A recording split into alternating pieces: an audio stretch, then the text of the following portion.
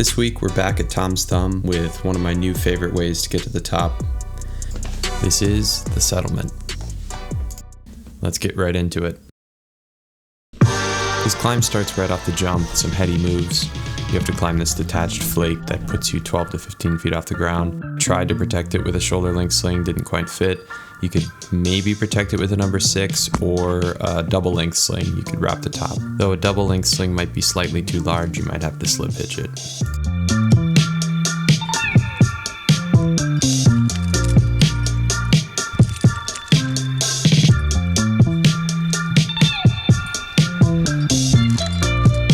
In retrospect, I will say one thing your belayer can do is put the lead rope around this rock so that if you were to fall this direction, then your belayer would have extra friction and not get yanked off the cliff. If you're running this climb all the way to the top, I'd recommend 2 shoulder length sling extensions just to reduce rope drag, because this one goes over a bunch of ledges and the rope drag's pretty heinous.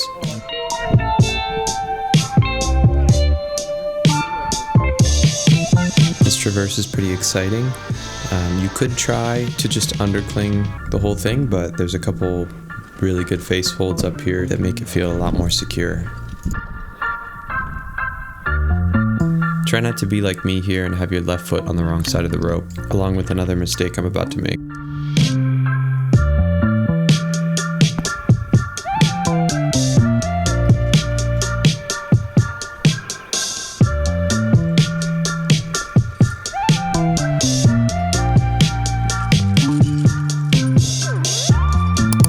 If you have a keen eye, you may have noticed this sling issue. I was so focused on the climb, but my belayer pointed it out to me. Thanks, Drew. Best case scenario, this yanks my gate open and reduces the carabiner strength to 7 kilonewtons, more than strong enough to hold a slip or fall. Worst case scenario, it fails entirely. Always check your alpine draws to make sure the sling is not going over the gate, and always check your alpine and sport draws to make sure the gate is fully closed so you don't have any nose hook accidents. Getting into the spicy roof transition, here you can see I try to reach it with my right hand, can't quite get a hand jam, so I have to get my left foot up, kind of a drop knee, then I'm able to get a hand jam in and get my head out, transition into the hand crack, drop a number 2 in.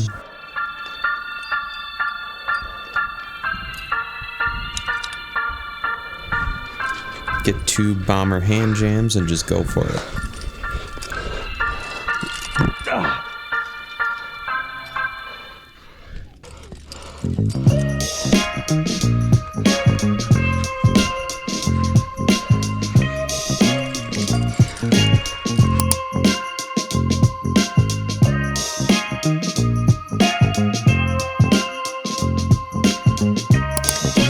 The higher up in this rock you go, the more hollow it gets. I don't really trust it, so I go kind of low, and then I also double extend for the rope drag. So the piece isn't really protecting you from hitting the ledge here if you fall, but it will protect you from falling off the entire cliff.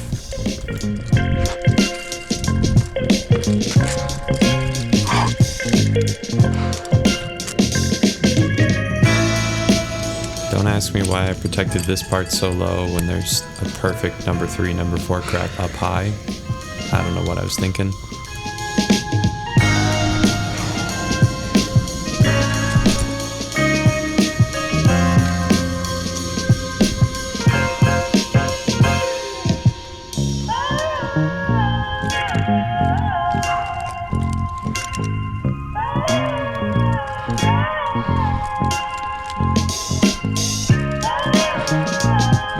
This next part's a bit tricky because you have to go under this roof, which creates an enormous amount of rope drag. So you'll see that I throw in some protection, go under the roof, and then I pull up a bunch of slack and then kind of lasso the rope back around the other side of the rock.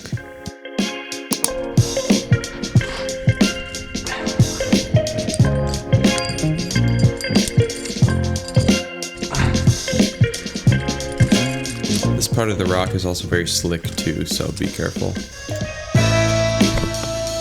I like to get a nice hand jam up there in that chalk stone and kind of work my feet up.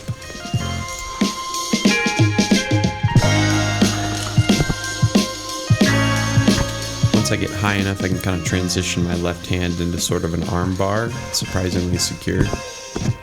And then I can also get a higher left hand jam there, so it's fairly secure if you just keep that left hand engaged.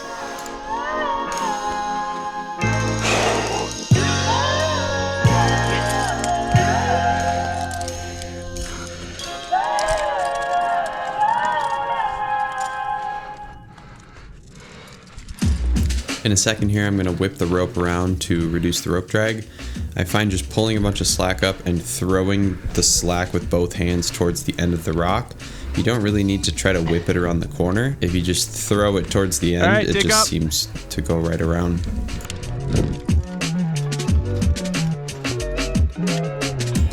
And here we are at the top. Stick around for the rappel or don't. I really appreciate you guys watching. If you want to see more, go ahead and subscribe. Leave a like if you enjoyed it. And I'll see you guys next time. Thank you so much for watching.